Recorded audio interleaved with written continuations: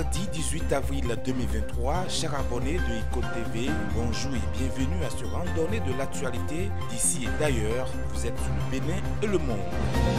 Au Bénin, le doute entretenu par le gouvernement sur le limogeage du ministre de la Justice et de la Législation est enfin levé. C'est officiel, le portefeuille du dit ministère a changé de main. Le désormais ex-ministre est remplacé par le bâtonnier Yvon Detchenou. C'est le secrétaire général du gouvernement qui a confirmé l'information dans la soirée du lundi 17 avril 2023. Les médias ne se sont pas trompés, le gouvernement était juste ambigu sur la question. De la lecture du communiqué signé par le président de la République, on retient 3 départs et un réajustement de l'équipe gouvernementale. Le ministre des Infrastructures et des Transports Hervé Réhomet et le ministre de l'Énergie Jean-Claude Oussou sont sortis du gouvernement avec Séverin Kenom, garde des Sceaux. Le volet transport est ajouté au ministère du Cadre de vie et du Développement durable de José Tonanto et le département de l'Énergie ajouté au ministère de l'Eau et des Mines de Samou Seydou Adambi.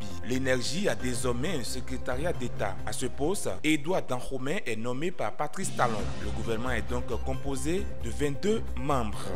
Nouvelle tension entre les autorités rwandaises et congolaises par déclaration interposée. En marge de son déplacement au Bénin, le président rwandais Paul Kagame a justifié lors de la conférence de presse animée avec son homologue du Bénin, Patrice Talon, la crise sécuritaire actuelle dans l'est de la RDC par l'établissement des frontières à l'époque coloniale, estimant que le Congo actuel avait reçu une partie du Rwanda. En ce qui concerne le M23, les Congolais ont bénéficié de l'héritage rwandais. Les frontières qui ont été construites durant la période coloniale ont affecté et divisé nos peuples. C'est évident, vous pouvez remonter dans l'histoire, a-t-il déclaré. Des propos qui n'ont pas manqué de faire réagir Kinshasa. Pour Patrick Mouyaya, ministre de la Communication et porte-parole du gouvernement congolais, le président Paul Kagame a transgressé l'histoire. Selon le ministre, il est à la base de tous les problèmes que nous avons à l'Est depuis plus de 20 ans. Des déclarations qui deviennent de plus en plus récurrentes car ce n'est pas la première fois que des officiels rwandais évoquent cette histoire de frontières. Déjà au mois de février, un ministre de Paul Kagame avait tenu de tels propos lors d'un déplacement au Sénégal.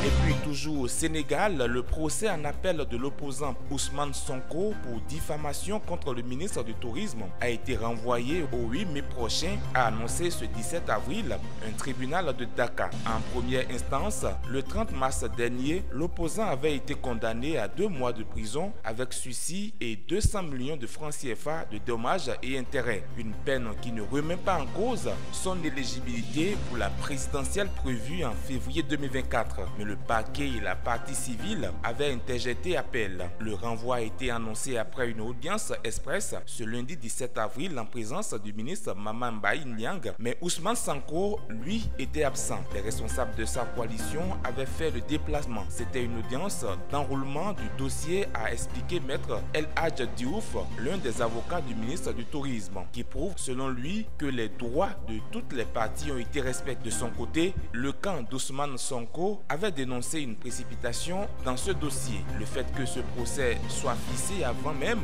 l'expiration du délai d'1 mois pour faire appel. Pour la défense de l'opposant, l'objectif de ce nouveau procès serait d'aggraver la peine de 2 mois avec sursis et de rendre Ousmane Sonko inéligible. L'importation des œufs et viandes congelées bientôt interdite au Bénin. L'annonce a été faite par le ministre de l'Agriculture, de l'Élevage et de la Pêche Gaston Dossoui lors d'une tournée d'échange avec les producteurs de soja dans le centre du pays. L'ambition affichée par le gouvernement béninois et qui justifie cette décision est la dynamisation de la filière agroalimentaire. Ainsi, à partir du 31 décembre 2024, plus aucune importation de poulet congelé ne serait tolérée. La production locale, notamment le poulet bicyclette, sera développée afin de permettre aux passionnés qui s'adonnent à son élevage de faire plus de chiffres d'affaires. Cette politique renforcera la sécurité alimentaire du pays. Le Bénin et le monde, merci pour l'attention et à demain.